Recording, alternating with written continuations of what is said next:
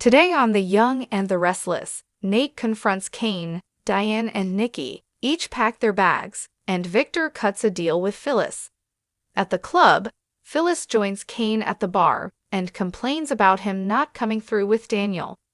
Cain suggests Phyllis show her kids that she cares by giving back Newman. Everyone wins, she snarks, except me.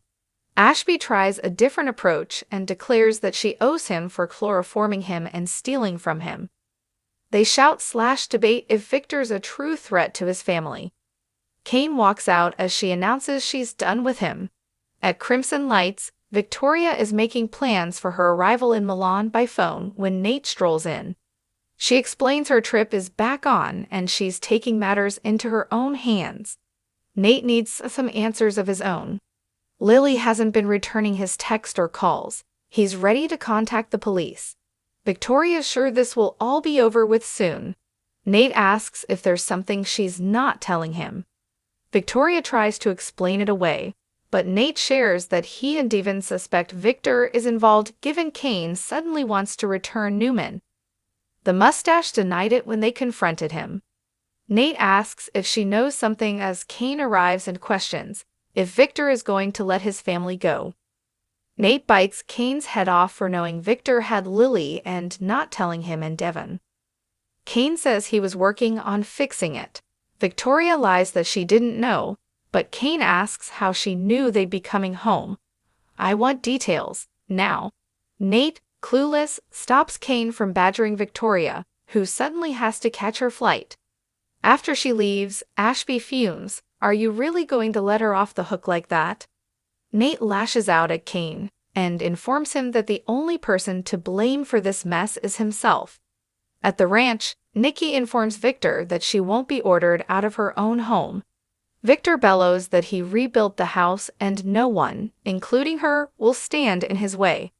He tells her if she won't rebuild the empire with him, she can get out. He suggests she go get back with Jack. She cares more about him than her own husband. Nikki fumes that he's being ridiculous. She cares about Jack because he's one of her oldest and dearest friends. Victor's sick of hearing this, but she points out she's stood by Victor for years. He's blinded by jealousy. Victor hollers, "Be gone." He doesn't need her. Nikki trots off to pack. On the yacht, Diane has just smacked Jack, who says he's sorry. She sobs, "Is that supposed to make me feel better?" Jack is mortified and wants to explain. She doesn't see how he could. Jack tells Diane he was trying to placate Patty, who offered him scotch. He's convinced she spiked it with drugs that made him totally euphoric. She was as high as he was, and there were no limits. Diane cringes, "Stop."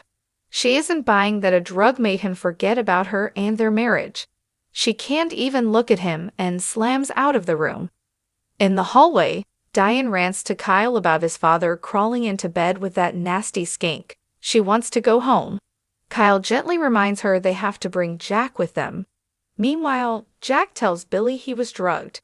Billy reports that Patty's locked herself in a stat room. Jack's convinced Victor is behind this and will see to it that he pays with flesh and blood if it's the last thing he does. Billy assures Jack he won't be alone in this as Kyle says it's time to go. Billy will get Patty off the boat first and come back for them. Jack asks his son not to lecture him. Kyle won't say a word, for now. Nikki arrives at the club, where she's presumably going to camp out, and spots Phyllis. She confronts her about stealing her daughter's legacy. Red says Summer will be just fine and questions what she's doing there. Phyllis correctly guesses that she and Victor got into it over Jack, and he threw her out on her ass. Nikki warns that when she crashes and burns, no one will care. Phyllis steps away to take a call. It's Victor summoning her to the ranch. Claire arrives as Phyllis exits and asks her grandmother if she's ok. Nikki says no, she's not. They sit and Nikki tells her granddaughter she left. She couldn't take it anymore. Phyllis joins Victor at the ranch and notes she ran into Nikki at the club. He won't discuss Nikki or Jack. Is she there to make a deal or flap her gums? Phyllis laughs and asks for his offer. He says, Jack Abbott for chancellor. She muses that he wanted everything before. What changed his mind?